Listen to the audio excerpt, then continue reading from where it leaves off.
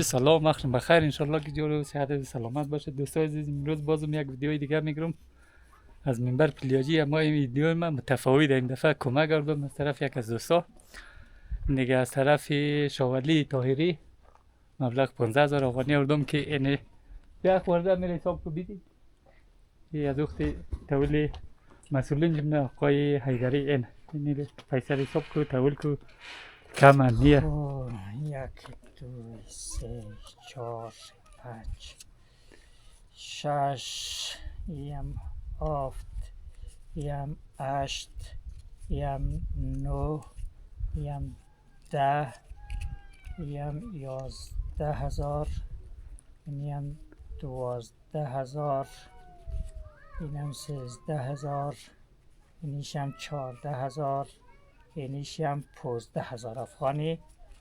این آقای حیدری تشکر از طرف شاولی خیر طاهری. کده. خدا برادر عمر بدیه، خدا برکت بخشش بدیه. اینا خودت حساب کن و خود حساب کن. اما حساب کمک باشه میشه منبر را یک جهان تشکر. خود حساب. دو سه چهار پنج ای شش ای هفت ای هشت ای نه ای 10 ای 11 ای 12 ای 13 ای 14 ای 15. صحیح شد. 15000 افغانی از طرف شاولی طاهری از خدا نگاه کنه. تشکر. یک هرات جهان حواله تشکر. خود در حواله داری نام از چیز خیلی لایق. دیگه نمبر حوالهش هم هست 119. دیگه این دیگه چیز گفتنی داره بگی اگر تشکر. دیگه چیز خیر کنه برادر از این منبر از من برادر مدعالی کاری دیگه درنگ کاری نی دیگه یعنی پیسه ترم که مصرف منو برادر جان فاکتورش بخشید پس روان منو بخشید. صحیح. یا فاکتورش رای یا مثلا ما کتا ویدیو بگیرم بلدی رای کنم مشکل نداره. خب رقم گدیل خود علمی ما امو بهتن رایش می که فاکتور رای نبخشیش که آقا پیسه دینی قسنی دینی خیلی مصرف کدیمو. صحیح.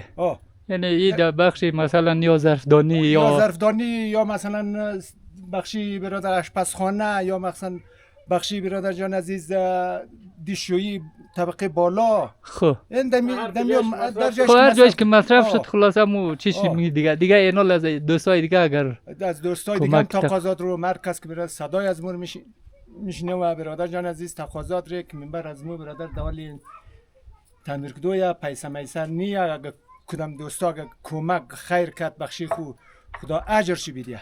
خب این نمبر تلفن هم بگی اگر خود دوستا مستقیم در خود مرکز 076 73 78 269. صحیح. به اسم محمد حیدری.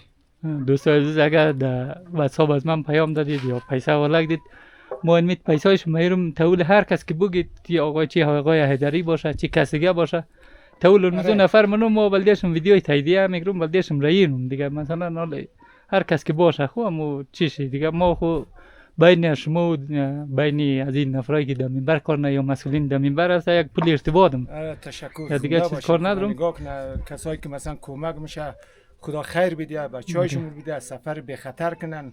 دیگه ای رو که آقا شاولی طاهری کمک ده خو. تشکر. یک جهان تشکر. دیگه اینم شاولیون نیم پیسه تو رسید.